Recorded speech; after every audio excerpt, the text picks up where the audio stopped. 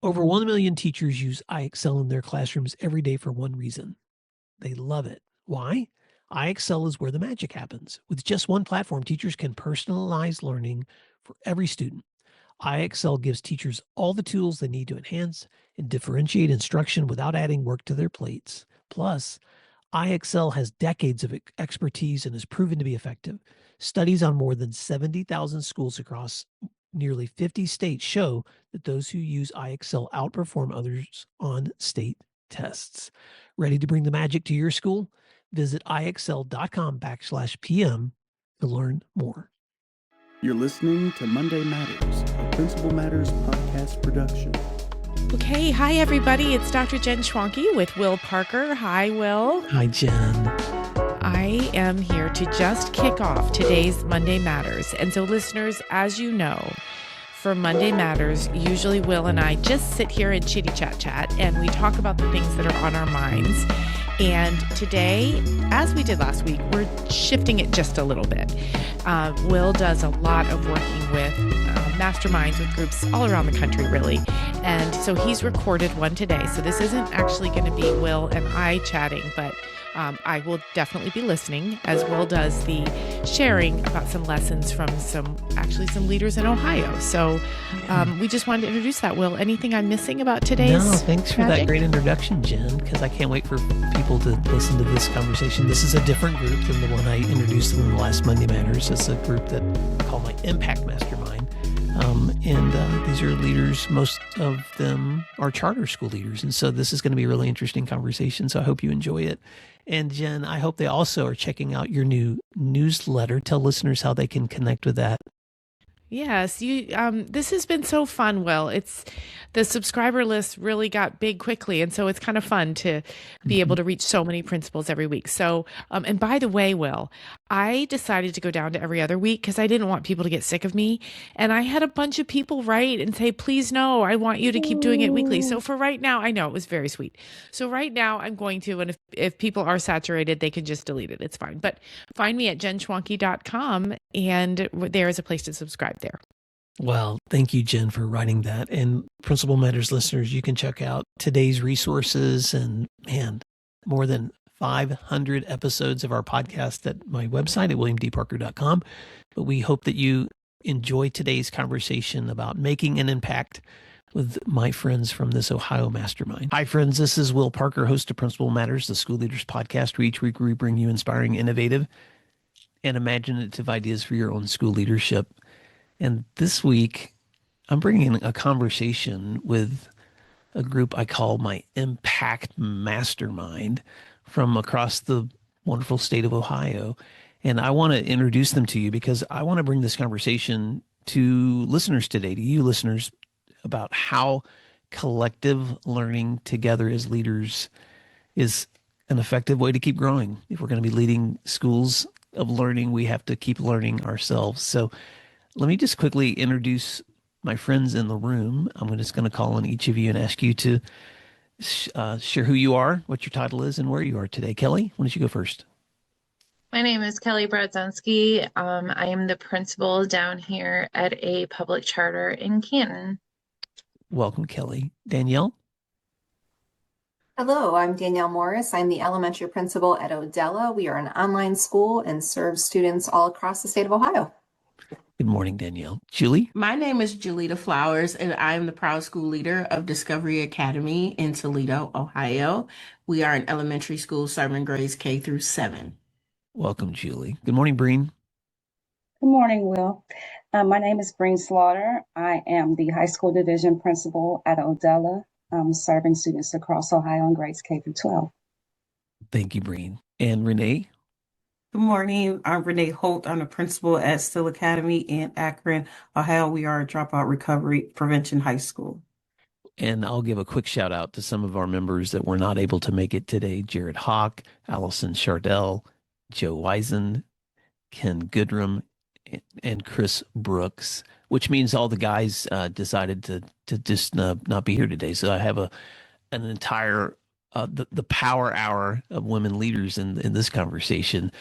Here's the question I want to ask you guys, and I don't care who goes first, but how has receiving coaching or mentorship collectively, and some of you, I've even had the opportunity to coach one-on-one, but how has receiving coaching and mentorship as a leader strengthened your ability to develop others?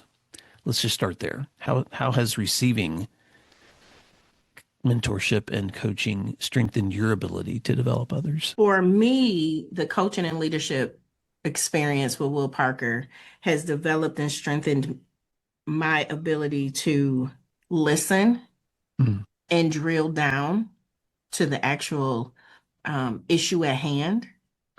A lot of the coaching experiences and classes that we've had thus far, Will does a tremendous job of asking us questions and those questions make us look within ourselves. As a leader, we tend to want to have the answer for our subordinates. And so I'm able to transfer these skills and listen and drill down with them by asking them quality questions. Thanks for saying that, Julie. You're reminding me of that Stephen Covey quote, to seek first to understand before being understood. And so for you, active listening, drilling down before making a decision is something you've been learning from the time we spend together. Anyone else? I would say this coaching with you, Will, has developed my confidence and boldness in being a leader. Just being honest and real with us, having the opportunity to have present to you real life situations, and being able to have the team give feedback on it. So I appreciate developing my confidence and then having a team to give you feedback that's actually in somewhat the same boat as you. Thanks for saying that, Renee. One of the biggest dangers of leadership is that feeling of isolation, like I'm the only one. And so being able to sit in a room with others and realize, oh, I'm not the only one. You guys deal with these same things every single day. Danielle or Breen? Piggyback off that a little bit, Will. I think one of my favorite things about meeting together is hearing the experiences of others. May not have been a situation that I'm in right now, but throughout the school year, just remembering the conversations, things that Julie or others have brought to the table that now happen to us. It's like, oh, wait, I know this. Julie handled it this way. I think that's perfect. Let me run with it, because we talked through those scenarios already, and now I'm just putting them in the back seat and ready to pull it out when I need it. And it's been very helpful to get through the year. Oh, thanks for saying that. Breen? Yeah, I think back to what Julie said just a few minutes ago about being in the seat, and actually you mentioned it as well, Will, and feeling very isolated at times and having to come with the decision made and looking as if you are infallible and can't make mistakes. And I think the coaching and working with this group of individuals has made a safe space to exchange ideas, get that feedback without fear of judgment. Yeah. Now, I know in the context of recording this conversation, you guys can't, divulge confidentiality. And in the circle of trust that we've created, we bring real stuff to these conversations. So I'm curious if you can tell a story without making it a breach of confidentiality. But I'm just curious, what are some ways that engaging with this community of leaders has challenged you or supported you this year or held you accountable in the real work that you're doing as leaders? I know for myself, this group in this season, because I believe this is my third season, in this season, the group was able to reel me in moments of anger. I believe in one session, I went through probably 6 different emotions. And once I got to anger, they were able to help me pinpoint what the real issue was. And so without divulging, such as confidentiality, having to release a staff member who had been with me for over a decade, and that trust being broken with that staff member, the team was able to help me understand it wasn't a personal thing. and there was nothing that I pretty much could have done about it. And that the way I handled it would secure the culture of my school. And so that was my biggest concern in that moment. And I was angry about it. And the team held my hand through the entire process. Thanks for saying that, Julie. You're just reminding me that because you guys aren't the only group that I get to meet with, and because I also get to coach a lot of leaders one-on-one, that's a common theme of like, okay, I'm up against the situation with a person, and I've been through these situations before, but this one's rocking me. And how am I going to step into this conversation and make sure that I get to say the thing I need to say? And so you guys have been so collectively helpful in affirming each other, like what you're feeling is true, but here's how to get really clear on what you want to say in this next conversation. Other thoughts from you? How has engaging together challenged you, supported you, held you accountable? As a woman in leadership, and particularly a Black woman in leadership, it is difficult to come into challenging situations, and the expectation is that you are emotionless and you have to show up a certain way. And for this group, I've had some conflicts with faculty and staff this year.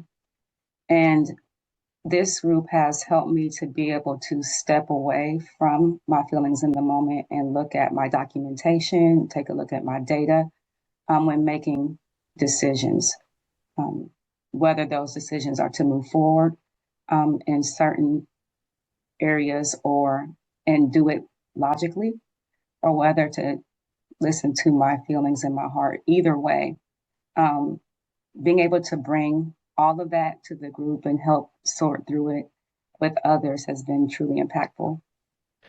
Wow, Breen, you're just reminding me of something that makes me enjoy this work so much, which is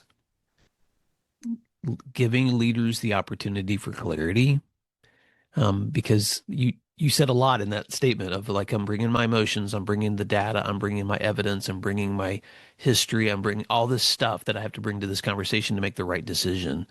But then just having enough time to get clear on all of that, to know what I'm going to do next. And sometimes I think the biggest gift I think this group gives you guys, and I feel like this collectively, is just permission to finally get clear. Because you're a lot of times managing these things on the run or by yourself. And so thank you for saying that, Breen, because sometimes that clarity comes better when we're able to let everybody else see what we're thinking before we make that next move. Others, what are some ways this community has helped you? Go ahead, Julie. You had some Just other one more thoughts. thing. It's the talk through. I think it's just, the bouncing ideas. It's almost like we sit around a round table, even though we're not with each other. You sit around a round table and you're like, but what about this? And did you think this? Am I crazy? So it's that ability to not just talk to yourself, because it is lonely at the top. And a lot of the things that we encounter, we have to say to ourselves. We have to journal it out. We have to do exactly what Breen said, look at the data. But at the same time, that intuition, it's like, am I crazy? Do you see what I see? Like, so it's that ability to just talk it out and have throwing ideas up against the wall and see what sticks. It's collective. This collective team of brilliant women has brought me through this school year. Well, you're making me laugh, Julie, because whenever I try to explain to people what I do and I say, well, I get to consult and coach and work with leaders, a lot of, especially people who aren't in the field, will say like, well, what do you talk about? Like they're trying to figure out like what like, oh, you have no idea. You have no idea. And so, or they're trying to imagine like the scenarios you guys are working through. And, it's so hard to explain to them. Like we never run out of anything. I mean, you never get to the bottom of the list of things that still need to be solved, even when you're dealing with the thing that's right at the top of the list. And so, I'll just say this to you guys, how much I just commend and appreciate your commitment to showing up 1 hour every 2 weeks and just focusing and thinking and collaborating before you jump right back in, to the busyness that you're a part of. Danielle, you had a thought. At first, Will, when I started back in, what is it, August, September, Mm-hmm. and I saw the hot seat and I was like, oh gosh, what are these hot seats, right?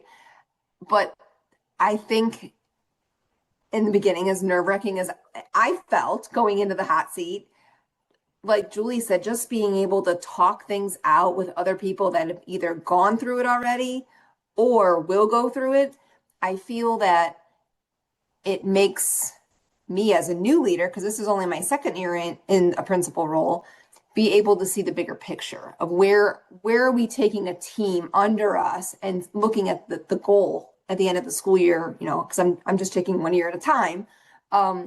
It's so helpful just to not be on the island by myself. Yeah. Well, thanks for saying that, Danielle. And I'm thinking about collectively, the number of people. Sometimes we'll show up in this group and it's just packed. Everybody is there. And then other times we'll show up and people are having to leave halfway through the meeting because they have an audit or they have a kid or whatever. And so even Kelly had to jump out of this conversation like right now. But the ability to just whoever shows up is present and ready and able to contribute and give back. Any other ways that being a part of a community like this has held you accountable or supported you or challenged you in your own leadership? This year I had a challenge with dealing with different personalities in the employees. And when I was on the hot seat, I brought it up, and this group really had me think outside the box, because I really was taking everything so personal. So I was like, okay, what can I do? However, reminding me, when I stick to the facts, you can't argue with that. So it really challenged me to take a step back on how I feel personal and say that it's something about me, and just say, hey, no, I asked you to do X, Y, and Z, and this is why. You can go back to the handbook, going back to the data, things of this nature, and this is why X, Y, and Z needs to be done. So this group has really helped in the challenging areas that I have here, to come here and then feel okay with expressing the challenge that I have, because I usually don't tell people, but this group, I like to think of it as my therapy session every 2 weeks. Oh, that's great. Renee, Julie, you had a thought too. I was just going to say, this group forces me to take care of my professionalism.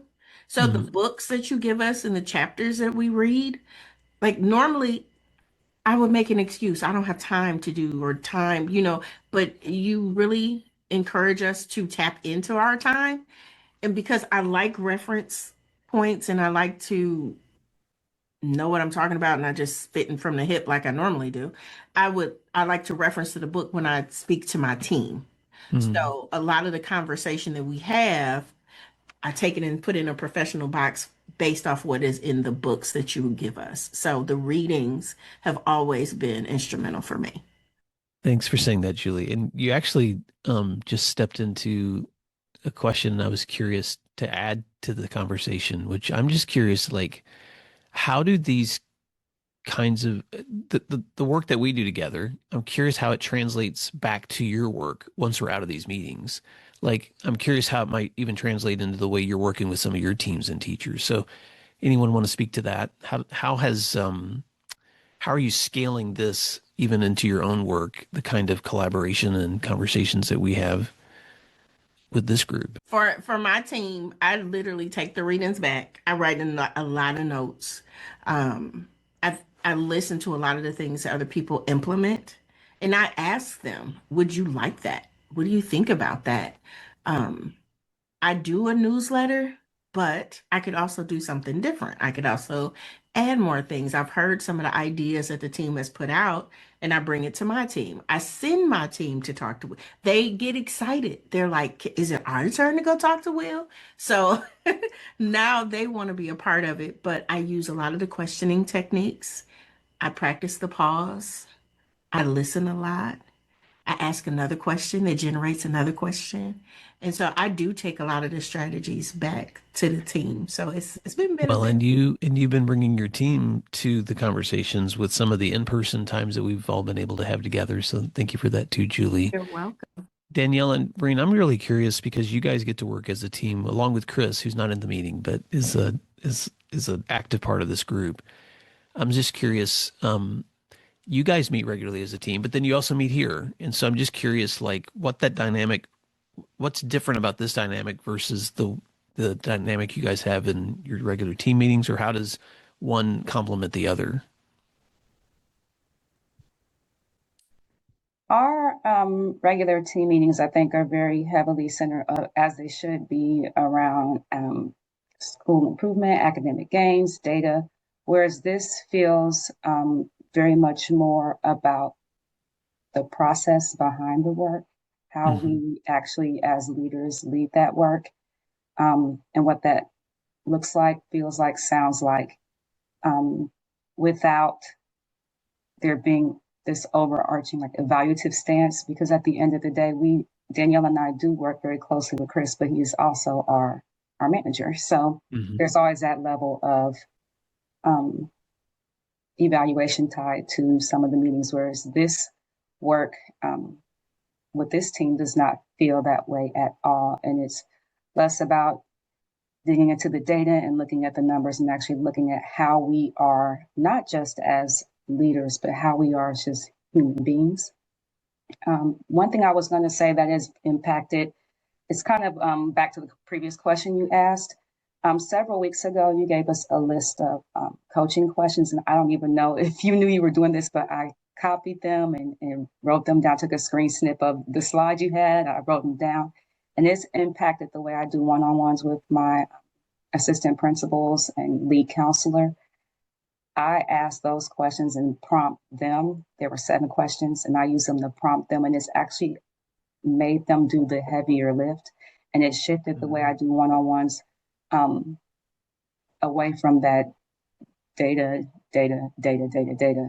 to more how they are as assistant principals and preparing them in the thought process as they look to grow in their leadership.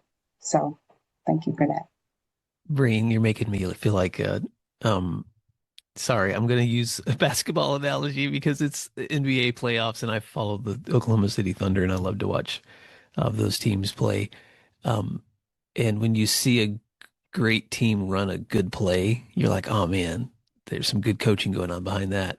And so when you mentioned the 7 coaching questions that now you're taking and playing with, you're running that play with your leaders too, just so Principal Matters listeners have the reference. Michael Bungay-Stanier has a book called The Coaching Habit, and I have adapted those questions. Julie, I've seen you use these questions too, but there's 7 of them, so you can look those up, and I can put a link in the show notes if anyone wants to see them. But I'm just going to mention them really fast so people know what they are. But it's what's on your mind. 2, what else is on your mind? 3, what's the real challenge here for you? 4, what do you want? 5, how can I help? 6, if you're saying yes to this, what are you going to say no to? And 7, what was most useful for you? And I don't even know if those are the ones you're talking about, Breen, because I bring you guys all kinds of coaching questions. But that's just one of the tools that we've been using together here too. Danielle, did you have a thought to add to that? I did. Breen, very well said. I too have been using those questions in my one-on-ones with my APs because several of them I felt needed to grow in different ways. And it has started the conversation again to stop being just about the data. I mean, data's great, we need that, but it's more about how are you going to build your team to be successful and have your teachers grow. So it's definitely changed the narrative, and I'm very appreciative of that. Thanks for that. Renee, in a lot of ways, you're leading very independently in your school. And so anything you want to add to what it looks like to take this and try to translate it to your teams when, in a lot of ways, you come here to get collaboration, but I'm just curious how that translates as you're working with your own teachers and teams. When we meet as a staff, I take the scale that we do at the end of it, because I know I never really take care of Renee. So instead of having all of our staff meetings about data and getting our numbers up and what we need to do for the next week, I take a step back. And I have an emulation box that I use where we just praise everybody. And it's just in that box and we just open it up. And then we read little tickets that people put in there and students put in there. So it could be a positive thing. However, I want to get to the staff and say, like, what are they doing for themselves as well? Something that they're happy about for that week that happened. And it could be personal or with a student in the classroom. So it's not just, hey, work, what we need to do. But personally, I care about you as well, your health and your well-being. So how much, what's the word I'm looking for? How much are you pour into your students and your families every day? How much are you pouring into yourself? And if it's a low number, how can we make it up to the next level? Where would you like to be? Set a goal for the next time we meet. So that has really helped us. Thanks for saying that, Renee. So for anyone listening, those reflective statements that we go over at the very end of every meeting are kind of the way to take the big picture look at, just 4 things. 1, how are you doing when it comes to staying visible and present with the people you're serving every single day? And you kind of rank yourself on a scale from 1 to 5. 2, how are you doing when it comes to meditating, listening, reading, reflecting on helpful books or lessons? And these times together always count. And 3, how are you doing making healthy choices in your own sleep, nutrition, and exercise, which that's not something you often get asked at work, but boy, it makes you stop and reflect. And then 4, how are you doing staying faithful to your loved ones with your time and attention, which is that other question that sometimes we forget about at work because we're so task focused. But taking a step back, like Renee said, and looking at your work across all of those categories, boy, it gives you perspective. And it just kind of helps you to sit and realize, man, I've got to do more here than just what's on my to-do list. I want to say this too before I forget, because Danielle, I think Breen, you said the word, this time isn't evaluative, and that's purposeful. So I do want to give a shout out to Sheila Vitale, who years ago reached out to me and asked me from the Ohio office to begin working and meeting with leaders across the charter schools that they support in Ohio. And Breen, that's exactly what she said. I want these meetings not to be evaluative. I want them to be a place where leadership growth is the goal, just leadership growth. And so kudos to the office in Ohio for that initiative, and also Adkins Company, who's been supporting the work this year as well. But as we wrap up, I wanted to give each of you an opportunity, if you could speak to listeners, just one thing you would want them to hold on to in their own leadership, because people listening to this podcast a lot of times are early in their careers as leaders. I also have listeners who've been listening for 10 years. They've been doing this a long time. So if you could say something to a leader, to just something important that you would want them to think about today about their own leadership, what's that parting word that you would want to say? And I'll have you go first, Danielle. You're not on an island on your own. We're all in it together. Good word. Julie? So many words, but I would say it's easy to make it on the team, hard to stay there. This is the kind of commitment that keeps you there. Breen? I would say that whether you are new in leadership or experienced in leadership, to trust yourself and trust your intuition and know that you're never too experienced to learn something new. Renee? I would say always reflect on the why you said yes to the call or the position.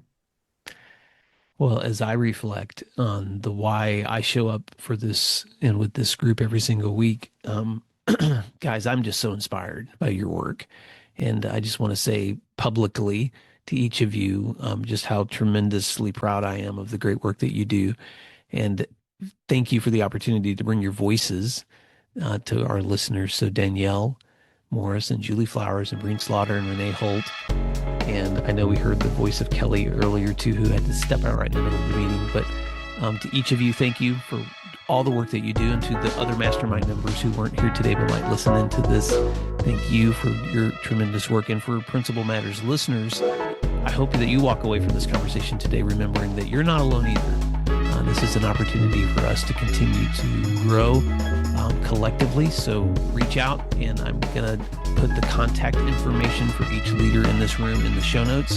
So if you want to reach out and connect and grow together, I know every one of them would answer that email. So until next time, thank you for doing what matters, and we'll talk to you again soon. Find free resources like this one at williamdparker.com. Subscribe for our free weekly newsletter, which contains bonus material, and also check out the links for Grow Academies, Masterminds, Executive Coaching, and Keynote presentations from my books, as well as from Principal Matters Associates.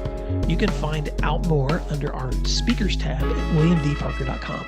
Thank you for learning together, and thank you for doing what matters. Monday Matters.